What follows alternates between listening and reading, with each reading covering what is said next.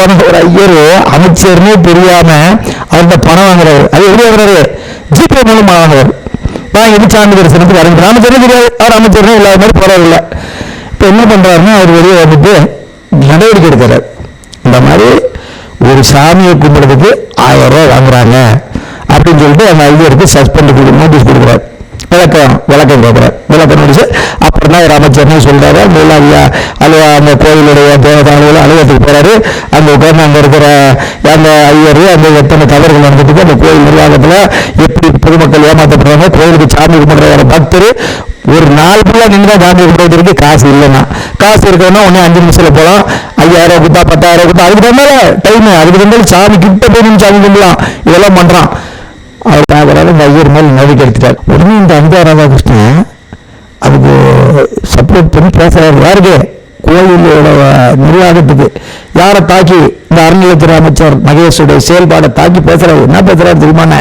எப்படியா நீ அங்க இருக்க ஐயருக்கு முன்ன விடுவான், அவருக்கு எப்படி நீ விளக்கம் கேட்கலாம்?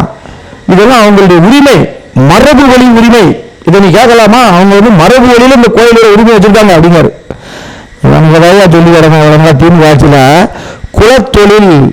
குலத்தொழிலே பண்ணக்கூடாது.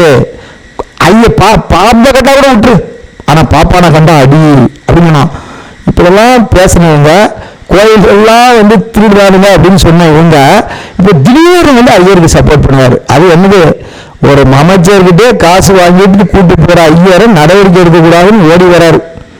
எவ்வளவு அருமையான நேர்மை! இந்த நேர்மையோட உச்சம் என்ன அப்படி இருப்பாங்க? அரசு ஊழியர்கள் ஊழல் பண்றத தடுக்கிறதுக்காக விஜய் முதலமைச்சர் என்ன பண்றாருன்னா நிர்வாகத்தை முடிக்கிறாரு. அந்த லஞ்ச ஒழிப்போட டிஜிபி என்ன பண்றாருன்னா எல்லா அரசு அலுவலர்களும் போய் கடன் பண்ணி விடுங்காரு. அரசு அலுவலர்கள் ஏதாவது ஊழல் பண்ணா லஞ்சம் வாங்க உடனே பிடிக்காரு, உடனே சஸ்பெண்ட் பண்ணி விடுங்காரு. அது நம்ம நேர்மையின் வடிவம். செந்தில் பாலாஜி ரொம்ப நேர்மை. ஜெயிலுக்குள்ள போனவர், ஜெயிலுக்கு போய் ஆர்டர் பண்ணிட்டு வந்தாரு. சிறையிலே ஒரு வருஷம் கிட்ட இருந்தார் ஜெயில.